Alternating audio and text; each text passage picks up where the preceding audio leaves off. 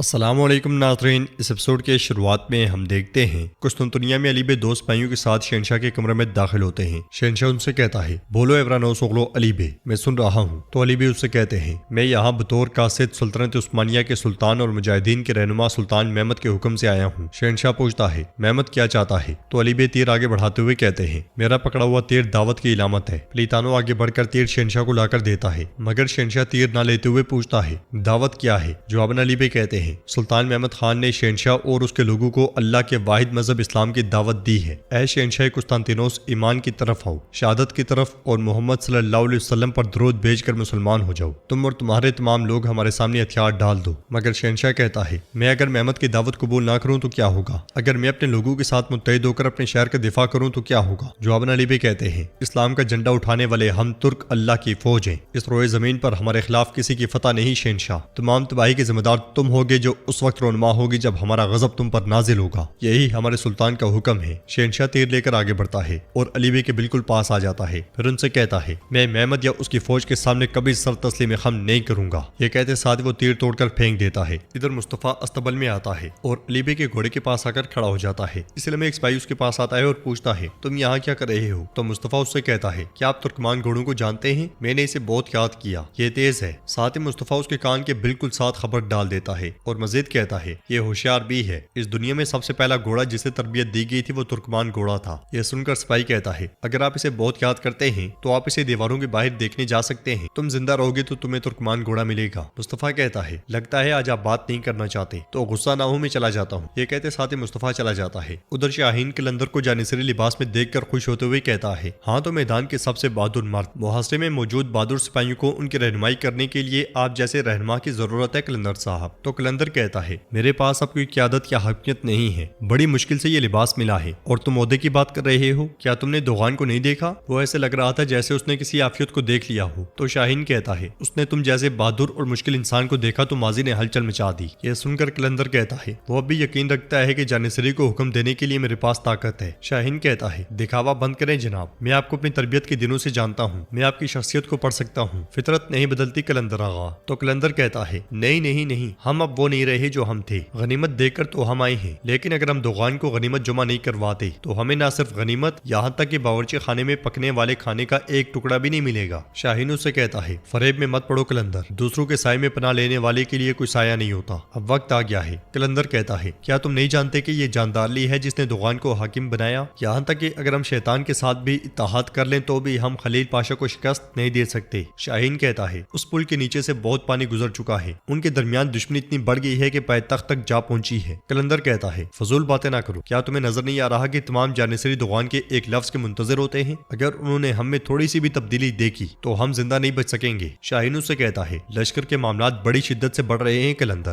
دوغان نے بغتاش روایات کو چھوڑ دیا ہے اور بیرامی روایات کو اپنا لیا ہے، جانصری میں اس کے خلاف نفرت پیدا ہو گئی ہے۔ ضد نہ کرو اور اپنے راستے پر چلو، اصول واضح اور آسان ہے، اگر تم ساتھ دو اور جاندارلی پر بھروسہ کرو تو سب کچھ آسان ہو جائے گا انشاءاللہ۔ قسطنطنیہ میں شہنشاہ تیر پر پاؤں رکھتے ہوئے کہتا ہے، محمد کے الفاظ میرے لیے اتنی ہی اہمیت رکھتے ہیں جتنا میرے پاؤں میں پڑا ہوا یہ تیر رکھتا ہے۔ علی بے اسے کہتے ہیں، اپنے غصے کی وجہ سے حقیقت کو نہ جھٹلاؤ شہنشاہ، تمہارے پاس صرف ایک زندگی ہے۔ تو شہنشاہ کہتا ہے، اگر ہم نے مرنا ہی ہے تو ہم اپنی سرزمین پر اپنی آزادی اور اپنے ایمان کے لیے مریں گے، میں تمہیں ذلیل و خوار کرنے کا مزہ نہیں چکھنے دوں گا۔ علی بے اسے کہتے ہیں، جب تک تم یہاں دھوکہ دہی کے دلدل اور گندگی میں پناہ لے کر بیٹھے رہو گے تب تک تمہارے لیے کوئی امن نہیں ہوگا، ہم تب تک نہیں رکیں گے جب تک کہ ہم تمہیں دلدل میں نہیں دنسا دیتے۔ شہنشاہ ان سے کہتا ہے، تم ہمیں یہ بتانے والے پہلے نہیں ہو، فارسی، عرب، حتیٰ کہ روسی بھی ان دیواروں کے سامنے تاریخ بن چکے ہیں۔ شہنشاہ پلٹتا ہے تو علی بے کہتے ہیں، ہمیں دوسری قوموں کے ساتھ نہ ملاؤ شہنشاہ، ہم یہاں تاریخ بننے نہیں بلکہ تاریخ لکھنے آئے ہیں۔ شہنشاہ تخت پہ بیٹھتے ہوئے انہیں جانے کا اشارہ کرتا ہے۔ علی بے پلٹتے ہیں تو شہنشاہ کہتا ہے، تم نے مجھے اس تخت پہ بیٹھے ہوئے نہیں دیکھا۔ تو علی بے کہتے ہیں، یہ تخت فی الحال تمہارے پاس ہے، کیونکہ میں جانتا ہوں کہ تمہارے پاس ابھی رہنے کے لیے صرف یہی وطن ہے، لیکن اب قسطنطنیہ ترکوں کی ملکیت بنے گا اور یہ تخت بہت کم وقت کے لیے تمہارے پاس ہے۔ یہ کہتے ساتھ ہی علی بے پلٹ جاتے ہیں۔ ادھر جانصری سپاہی جنگی مشقوں میں مصروف ہوتے ہیں، اس لیے میں دوغان وہاں آتا ہے اور مرتضیٰ سے پوچھتا ہے، ان جانصری سپاہیوں کے بارے میں کیا ہے جنہیں کام پر لگانے کا کہا تھا، کیا ان سب کو فریضے تفویض کر دیے گئے ہیں؟ تو مرتضیٰ کہتا ہے، جی بالکل۔ اس لیے میں دوغان کی نظر قلندر پہ جاتی ہے جو لکڑیاں کاٹ رہا ہوتا ہے۔ دوغان اسے دیکھتے ہوئے کہتا ہے، میں نہیں چاہتا کہ میری آنکھیں ایسی بدصورت چیز کو دیکھیں۔ یہ کہتے ساتھ وہ واپس پیچھے مڑ جاتا ہے۔ جنگل میں دمیتری نوترس اور اپنے سپاہیوں کے ساتھ موجود ہوتا ہے اور ان سے کہتا ہے، توپ کی نقل و حمل کے لیے سب سے بہترین راستہ یہی جنگل ہے،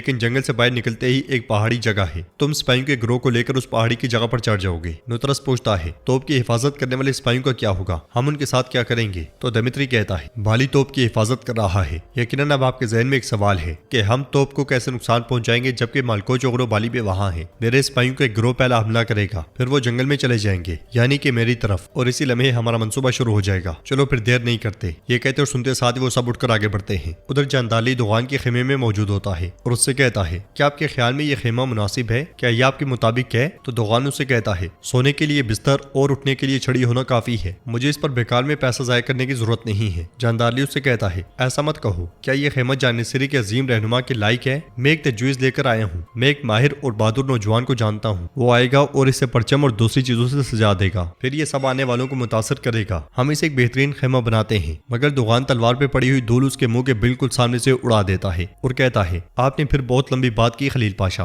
अगर आपके पास कहने को कुछ और नहीं है तो चलिए अपना काम करते हैं। यह सुनकर जानदाली कहता है, अब मैं तुमसे दो लफ्ज नहीं कह सकता, तुम बहुत हसास हो गए हो। लेकिन पहले तो दुगान उसकी बात करते हुए कहता है, पिछला वक्त गुजर चुका है, मुझे अपना काम करने दें। यह सुनते साथ ही जानदाली खेमे से निकलकर आगे बढ़ता है और आत्माजा के साथ आगे बढ़ते हुए कहता है, दुगान दुगान दुगान, मैं तुम्हें एक ऐसी गिरा बांधूंगा जिसे 40 लोग भी मिलकर नहीं खोल पाएंगे। इसलिए मैं कलंदर को देखकर वो आत्माजा से पूछता है, क्या ये कलंदर कैम्बरली का भाई नहीं है? तो आत्माजा कहता है, जी हाँ ये वही है। जानदाली कलंदर को पुकारता है तो एकदम से उसके पास आता है। जानदाली उससे पूछता है, तुम्हें क्या माफी मिल गई? तो कलंदर कहता है, अगर मैं इसका मुस्तहिक हुआ तो इंशाअल्लाह। जानदाली कहता है, तुम ये लकड़ी काटने वाला काम क्यों कर रही हो? क्या हुआ है? कलंदर कहता है, दुगान ने यही मुनासिब समझा। जैसा कि आप जानते हैं मैंने हाल ही में जानिसरी का लिबास पहना है, इसलिए उन्होंने मुझे हाकमियत या क़यादत का ओहदा नहीं सौंपा। जानदाली कहता है, यकीनन यहाँ पे हुक्म दुगान देता है, लेकिन जहाँ तक ओहदे का ताल्लुक है तो ये जानदाली खलील पाशा भी देता है। कलंदर उससे कहता है, जैसा कि आप जानते हैं कि आपके लिए मेरा एहतराम लामहदूद है, लेकिन काश दुगान के बजाय आपने उस वक्त मुझे ओहदा दिया होता। जानदाली उससे कहता है, ये हो जाएगा, दूर मत जाओ, मेरे करीब रहो, फिर तुम्हारी जो मुराद होगी पूरी होगी। खेमे से निकलने के बाद दुगान उन्हें देखता है तो बहुत गुस्सा आता है उसे। खेमे के अंदर अली बे सुल्तान से कहते हैं, उन्होंने हथियार डालने की हमारी पेशकश का जवाब नहीं दिया और ना ही उन्होंने इस्लाम की तरफ कोई झुकाव दिया है। उसने कहा है कि वो अपनी जान की कीमत पर भी शहर का दिफा करेगा। जवाबन सुल्तान कहते हैं, वक्त सब बता देगा अली बे, क्या आपको शहर के अंदर हमारे जासूसों की तरफ से कोई खबर मिली है? यह सुनते साथ ही अली बे उन्हें खबर देते हुए कहते हैं, मुझे ये अपने घोड़े के लगाम में मिला, मैंने आते ही इसे देखा। खबर पढ़ने के बाद सुल्तान कहते हैं, ये कारा मुस्तफा की तरफ से है, मालूमात पहुंच गई हैं, ज़गनोस पढ़ो इसे। ज़गनोस पाशा पढ़ने शुरू करते हैं। वो शहर की दीवारों के अंदर शुरू होने वाले काम के बारे में बात कर रहा है। उसका कहना है कि अजीम रोमानोस के शुमाली दरवाजे को दूसरे दरवाजे से अलग करने वाली दीवार गिर गई है। वो हमें अपनी नकलो हरकत तेज करने का कह रहा है। उसने मजीद कहा कि अगर हम तेजी से हरकत करते हैं और दीवारों में शिगाफ डालते हैं तो कुस्तुनतुनिया का इफ्तिताह हमारी तोक़ों से ज्यादा तेज हो जाएगा। यह सुनते साथ ही साग परेशान होते हुए कहता है, ऐ मेरे अल्लाह वो कहाँ है? सुल्तान के देखने पर वो कहता है, मेरा मतलब अगर शाही तोप अब तक पहुंच चुकी होती तो शाम से पहले कुस्तुनतुनिया का जवाल यकीनी था। सुल्तान खड़े होते हुए कहते हैं, इसाक ये अब भी वैसा ही है, ये काफी है कि हम अपना दिमाग इस्तेमाल करें। चलो नक्शे की तरफ। जंगल से बाली भी तोप को लेकर मुसलसल आगे बढ़ रहे होते हैं, मगर इसी लम्हे उन पर तीर बरसने शुरू हो जाते हैं। तीर मारने वाले बाज़ंतीनी सिपाही अगले ही पल उन पर चढ़ दौड़ते हैं। सल्तोक सिपाहियों के साथ घोड़े से उतरते साथ ही उन पर टूट पड़ता है। बाली बे भी घोड़े पर से ही उन्हें काट रहे होते हैं। कुछ बाज़ंतीनी सिपाहियों के मरते साथ ही बाकी जंगल की जानिब भागने शुरू कर देते हैं। ये देखकर बाली बे सिपाहियों के साथ उनके पीछे जाते हैं और नाज़रीन इसके साथ ये एपिसोड भी इख्तिताम पजीर होती है। अगर आपको वीडियो पसंद आए तो वीडियो को लाइक कर दें, चैनल को सब्सक्राइब करें और बेल आइकन पर क्लिक करना मत भूलिएगा।